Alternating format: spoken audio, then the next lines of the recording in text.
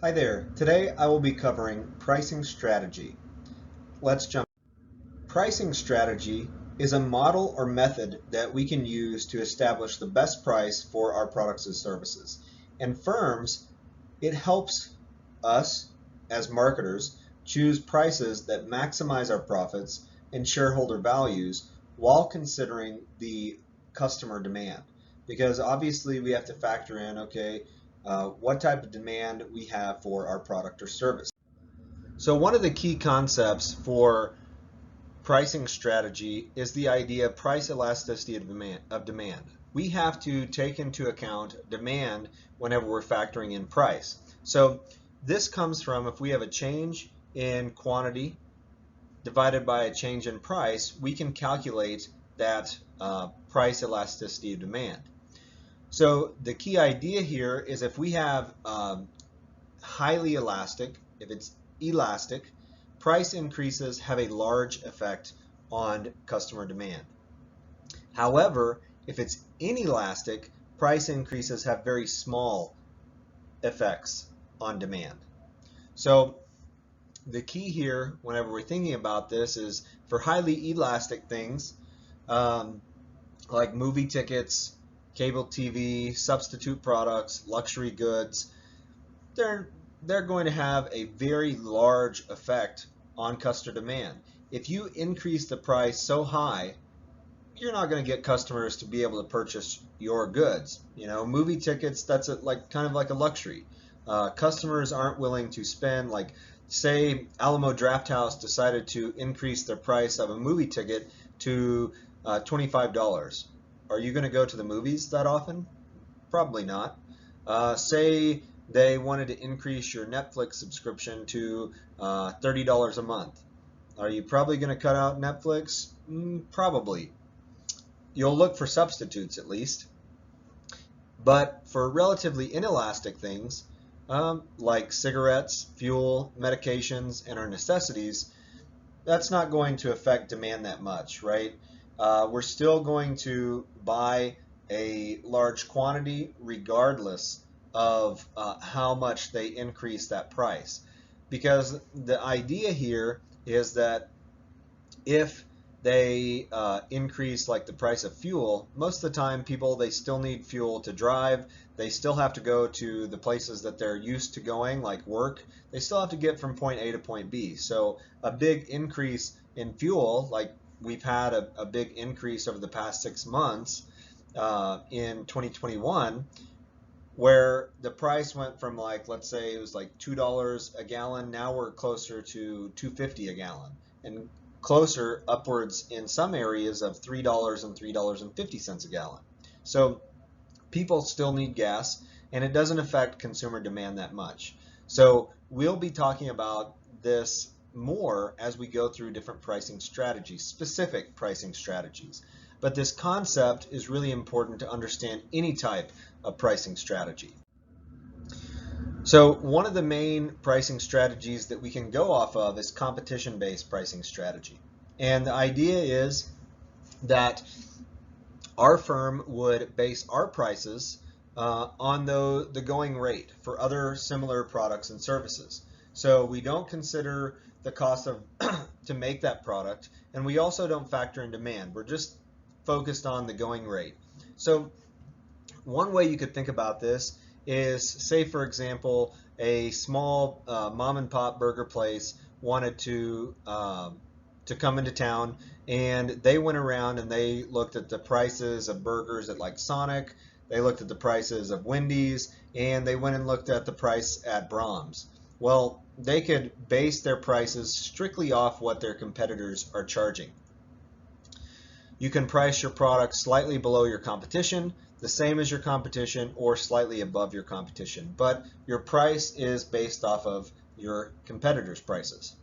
And oftentimes this is most effective in a highly saturated market, because if you're not staying competitive in a market that's really has a lot of competitors, then people aren't going to buy from you because your price is not close to your competitors. So in highly saturated markets where there's a lot of competitors, they have to these firms, they have to price their products very close to their competition. And any slight price difference may be the deciding factor for a customer. So some examples we could think of is like insurance. With these, they have to be very competitive because there are a lot of insurance companies out there on the market that if if they're going to offer same coverage, you make it like a direct comparison. One's going to be $50 a month cheaper. You're going to choose that $50 a month cheaper, right? Any day of the week. So insurance is a great example of a market that is very competition based in their pricing. On the other hand, we could have pricing strategies that are customer oriented.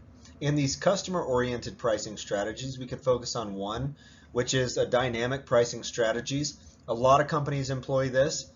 The price fluctuates based on market and customer demand. So it takes into account some type of algorithm or formula because oftentimes purchases now they're made online, right? We buy airline tickets online, we book hotels online, we make purchases like Amazon, Walmart. All of those things factor in dynamic pricing. And with that, they're focused on some type of yield management. Yield management is where you have a fixed time limited product or service that is like hotels and airlines. They focus on yield management. So with dynamic pricing, it's really important to understand that pricing varies based on how far or near the purchase is made in reference to when the service is to be performed. So we can think of, okay, the price, if we were to purchase an airline ticket the same day that we want to fly, the price is probably going to be astronomically high in most cases. But if you had bought, let's say, a month and a half out, you may have gotten a really good deal. But if you had bought 3 months out, it may have been still priced higher than if you had bought a month and a half out. So these time horizons factor into customer demand and the dynamic pricing aspects. It also factors into the type of purchaser. So the fluctuations in customer demand is not going to matter for business travelers. If a company like say Southwest Airlines, they increase their pricing for a particular flight, it's not going to matter as much to a business traveler as it will a leisure traveler, because the business traveler, they have to travel no matter what. And obviously before COVID, that was really the case. Virtual meetings really weren't a thing, right? So business travelers, they had to be on that flight and go meet with other executives, other salespeople, customers, what have you, and that flight was important, so they paid for the cost regardless of how much it was. If it was really high, they just had to pay for it. So business travelers are very inelastic compared to the leisure travelers, which are much more elastic, and that means that big changes in pricing affects the demand of leisure travelers a whole lot more than the demand of business travelers. We also could have a price skimming strategy, and this is where we try to charge the highest possible price for a new product. In the early stages, the early adopters who are going to highly value that product. So a great example of this is Apple. They charge a very high price for that iPhone whenever it first comes out, but over time, like say next year when the next iPhone comes out, they're going to lower the price, right? The price is going to be lower for that old iPhone, and so they're getting the normal adopters. And even so, if we want to think about it, even before the new iPhone comes out, they start offering different promotions, right? They're going to give you so much off your new iPhone purchase. They're going to do this, this, and this. They're going to do you like a buy one, get one free, just because they're trying to get rid of inventory. So they offer these price skimming strategies, but the key here with price skimming is the firm is really trying to target these early adopters to pay the most money upfront for their products. And that happens all the time, especially with technology. And again, they lower that price over time as the product becomes less popular. We also have other customer-oriented pricing strategies, the premium pricing strategy. This is pretty common in our everyday life, right? We see that like Starbucks does this. They price their products much higher to present an image that they're highly valuable, they're luxury, or they're premium. We talked about this in the Starbucks case, that this is one of the ways that they portray their brand equity is through their premium pricing. And the idea here is it's based on the perceived value. So the value that a customer perceives in their mind. And the value is very different from customer to customer. But the key here is with this premium pricing strategy, they're trying to get customers to perceive them as a high quality, high luxury, premium item or product. We could also use a penetration pricing strategy where we would enter the market with a very low price, extremely low, and that would help draw attention and revenues away from our higher price competitors. This happened whenever HEB entered Lubbock. They had their gasoline, they had marked it super low to attract people to come to the HEB store. Obviously, people were already interested in HEB, but they did a penetration pricing strategy with their gasoline to attract more people to come over to HEB. And they really highly impacted Walmart, who was across the street, because Walmart started having to reduce their price, and obviously they lost revenue because of that across the street. So it's very interesting how these penetration pricing strategies can occur, but obviously that's not sustainable in the long run. And it's really beneficial for new businesses that they're trying to break into an existing market. So like I said, HEB, there's a lot of other grocery stores in Lubbock. HEB, this was their first store in Lubbock, and so they had to break into this market to really attract customers and show who they are and what they have to offer. So penetration pricing can occur quite frequently and should happen with new businesses because they want to attract people to come to their business and get them in the door. We have loss leader pricing. This is where you select one or more of your products to be sold below cost at a loss, and that's to get customers in the door to buy other higher priced products. This happens all the time in the grocery stores where there's tons of loss leaders in different categories. What a category is in a retail operation is we can think of like a condiment category, the cereal category. It's different areas within a grocery store that we may be able to break up that retailer by.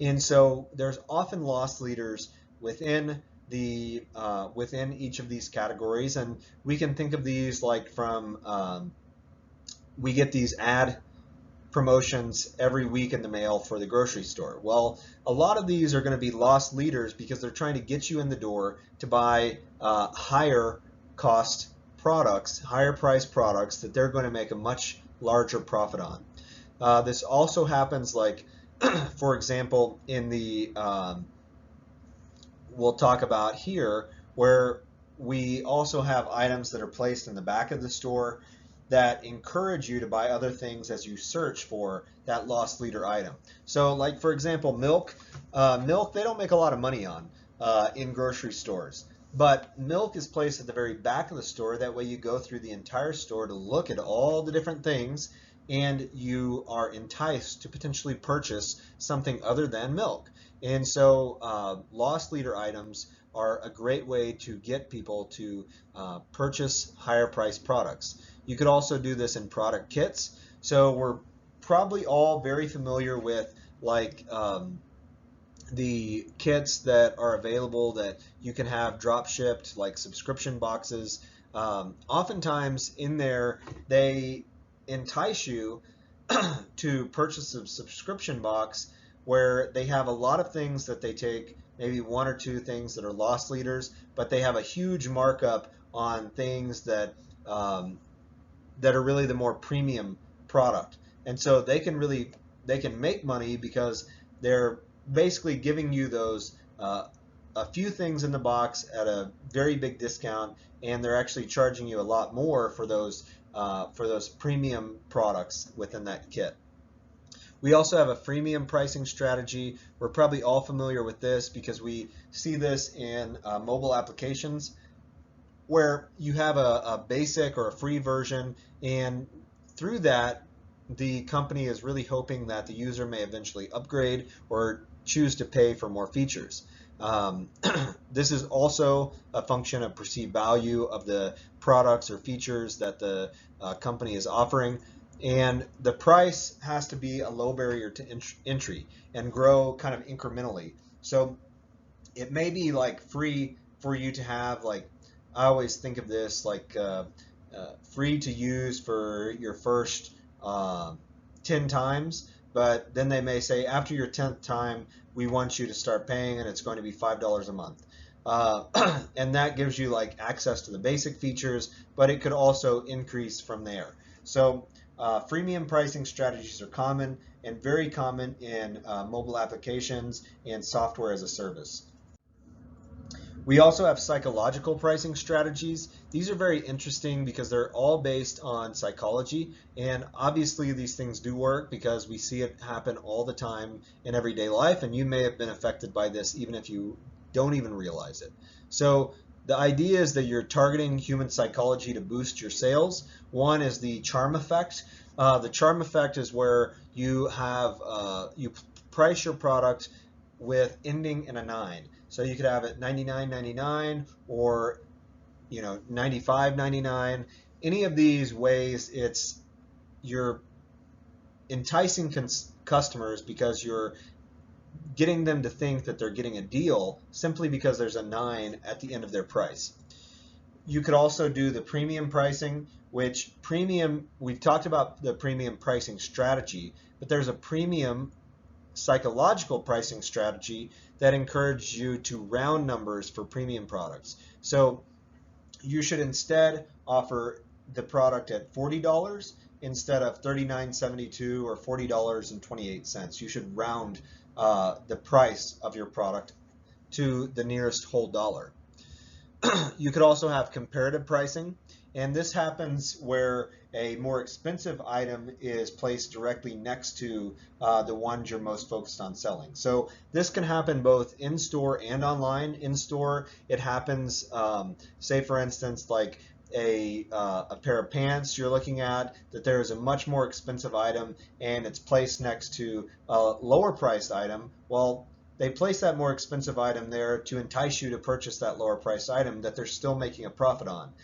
It happens also online where it's like they have a strikeout pricing of your product, and it entices the customer because they see, oh, well, theirs is priced like at $200. Well, but there's this other one below it that's priced at $180. Well, I'm going to pick the 180 because I'm making a direct comparison and I want the more inexpensive item.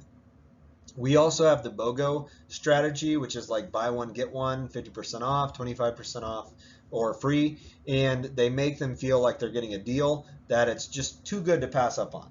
And I always give in to BOGO, buy one, get one free. Especially from Tide cleaners because it's such a good deal. I mean, you can't go wrong with getting a buy one get one free dry cleaning because it is just a great deal that if they were to do that all the time, they wouldn't make money. But obviously, they entice me very easily by offering that buy one get one. We can also do this visually, so you can entice customers by changing the font size, the font type, the color of your pricing information, and all of those things have an effect on customers' psychological human psychology, and those do boost your sales. So very interesting, I think, different psychological based pricing strategies that we may not think about, but they are customer oriented. We could also do cost plus, and with cost plus pricing, you're basically considering your cost and you price at a certain margin above your cost. Very simple. This happens quite a bit in most of industry because we have to consider our costs first, how much it's going to cost us to produce the product and then get the product to the customer. So all of those costs factor into what we might use as a basis for our final price. Um, we have a formula to calculate our selling price.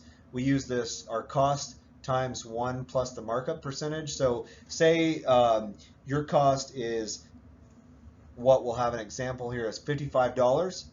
Um, you may want a 50% markup on this. And so with that, you would have 1 plus 0.5 and multiply that times 55, and that would get you your 82.50. That would be your final selling price. You could also use the same formula to calculate your markup. So it's just reversed, where you have your selling price minus your cost divided by cost, which equals your markup. So as our example above, we have 82.50 minus our 55 cost divided by our 55 cost, and that equals our 50% markup. So one of the companies that I think of all the time is Food King, that they say, well, we just mark up our products 10%. 10% of whatever it costs us, that's what you'll pay, and they make 10% on everything. And that's how they make their money, is they make 10%, you go in, you get the cost plus 10%. It's very, very interesting business model, because I don't know of many companies that like outwardly express that to their customers, but obviously with many retailers, we can think of our costs like, say a boutique retailer, they purchase some blouses or some t-shirts, whatever, at $10, and they want a 50% markup. Well, they can easily do that and make their money. They could also say they want 100% markup. We have lots of industries that, like jewelry, that they get like 1,000% markup, and it's just absolutely ridiculous. But we can calculate the markup percentage from cost to our eventual sell price. So one of these we could use as Apple. This is actually a real world example. It costs Apple $370.25 to produce an iPhone X. Well, its final selling price is $999. That's pretty steep, right? But we could calculate their markup. What is their markup? If you have a calculator, you might be able to calculate this pretty quick using that formula from the previous slide. But it's 170% markup. And they talk about this in an article. Whenever I post my slides, you'll be able to access this. You can click on that link, and it'll take you to this article here, which it can take you to calculating that. So there are pros and cons of cost plus pricing. While it is a very common practice in industry, there are some pros. Obviously, it's simple to use. You can justify your price, because if you have like an increase from your manufacturer, that production is just increasing, like say for example the cost of lumber is just increasing dramatically, or the cost of beef is increasing dramatically. Well, restaurants, they could justify the markup to their customers, because we say, well, the price of beef is increasing, so we have to increase our prices accordingly. It also provides a consistent rate of return. I had mentioned Food King that they always get 10%, and that's because they always do cost plus pricing. There are some cons though, and with this, the price can be set too high. Obviously, if you're not aware of your competitors, then they could definitely underbid you in your pricing, and that's just one of the things that you have to be mindful of. Is if you're doing just cost plus alone, you're not taking your competitors' prices into consideration. And there's also no guarantee that all your costs will be covered. So obviously, we may start out making these projections, but it's no guarantee that at the end of the day, once we finish production, that all of our costs will be covered, because we have to be concerned not only with one individual unit being sold, but say we make 1,000, if only one gets sold out of that 1,000, well, the cost plus pricing, you could still lose money, right? You could still lose money, because if a certain number of units are not sold, you're still not making money. So the key idea here is that just because you use cost plus pricing does not mean that you're going to sell all of your units and cover all of your costs to produce those units. And finally, there really isn't an incentive to operate efficiently with cost plus pricing, right? Because if it costs you more to produce the product, you can just pass those costs along to your consumer. So one aspect of competitiveness is being more efficient as well as being effective. So if a company is not incentivized to be more efficient, their competitiveness will definitely decrease just because they're not concerned with being efficient, right? So we talked about pricing strategies, different pricing strategies, and specific ways that you could implement these different pricing strategies as a marketer and as a company. If you have questions on pricing strategy, feel free to reach out to me at kt.manus@ttu.edu. Thanks.